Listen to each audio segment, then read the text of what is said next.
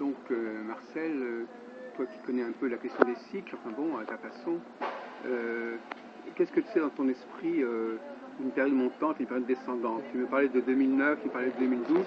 Alors, comment ça se manifeste dans ton esprit? Qu'est-ce qui fait que tu crois qu'actuellement c'est une période plutôt montante et une période descendante? Qu'est-ce que c'est dans ton langage montant, descendant? Oui. Alors,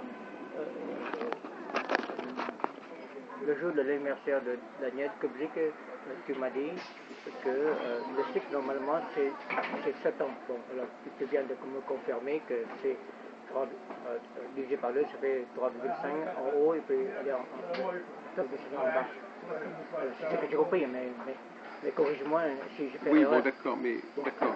Vraiment... Alors toi, tu as compris quoi dans la montant descendant? Tu as compris qu'est-ce que tu as compris? Tu vois, ce jour-là, c'est que il faut savoir tous les 7 ans.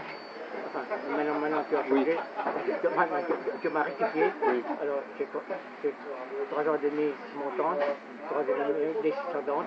Alors moi, je pense que montante, c'est-à-dire que tous mes projets sont résolus. Ah oui, d'accord. Peut-être, enfin, corrige-moi, hein.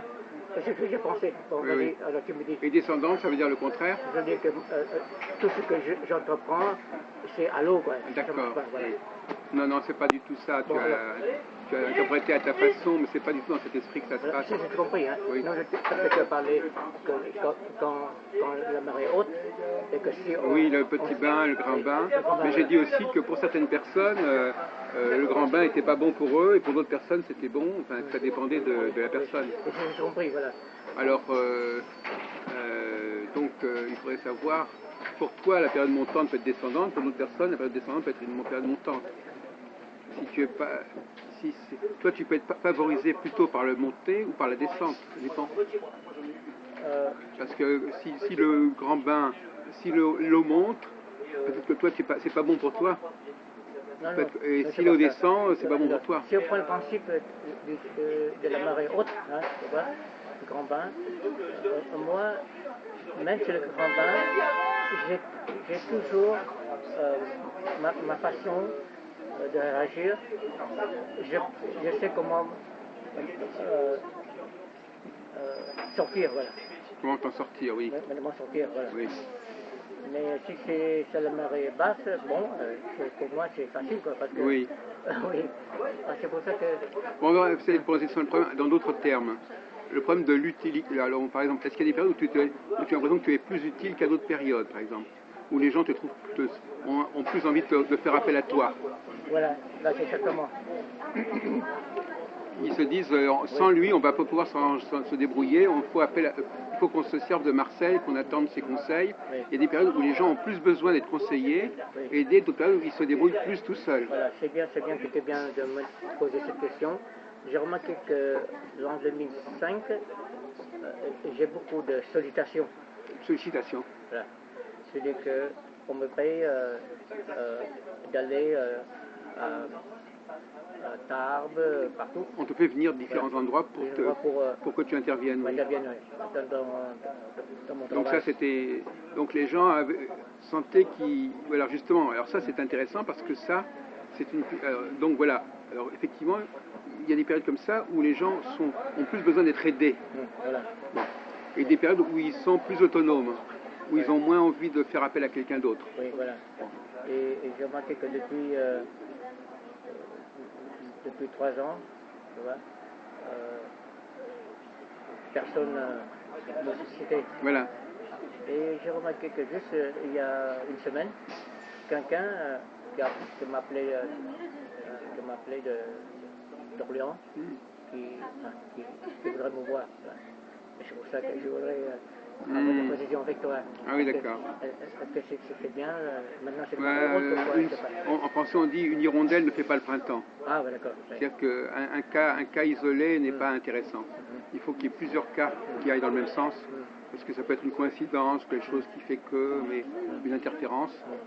Mais effectivement, maintenant qu'on a cet élément, on peut effectivement voir la courbe. On voit qu'à certains moments tu es très sollicité. C'est-à-dire que... bon. Mais il y a l'autre question qui se pose, c'est est-ce qu'il y a des moments où toi, tu as besoin d'aide, ou est-ce que c'est toujours toi qui donnes de l'aide? Parce que toi, tu... Alors, on va revenir sur que j'ai besoin d'aide. Voilà, en 2011, ça fait déjà 2 ans, j'ai ce problème que je crois que tu es au courant, que j'étais exclu de la maison de l'association du 13e. Ah oui? Exclu, voilà. Et, Où tu étais très souvent d'ailleurs. oui, tous les jours, pas tous Oui. les jours. Et quand j'ai reçu cette lettre d'exclusion, je ne me sentais pas le besoin de réagir, d'attaquer. Mais soudainement, juste l'an dernier, 2013, il y a une voix qui me, enfin, il y a ma sagesse qui me dit qu'il faut résoudre ce problème parce que c'était une injustice. Voilà. Oui, d'accord. Et aujourd'hui, j'ai rencontré, voilà, ce que j'ai besoin d'aide. Enfin, je ne sais pas aujourd'hui, mais depuis un mois, j'ai rencontré des juristes, le défenseur des droits, tout ça, et ils m'ont dit qu'il faut dénoncer cette injustice. Parce qu'ils ont dit qu'il y a un principe, une injustice faite à une personne est une menace à tous. C'est Montesquieu qui a dit ça. Voilà. Et c'est vrai, aujourd'hui, j'ai rencontré un juriste, enfin voilà, mon lettre a été favorable, quoi. Alors il m'a fait une lettre au procureur pour dénoncer, vous voyez, parce que c'est quand même une chose vraiment injuste.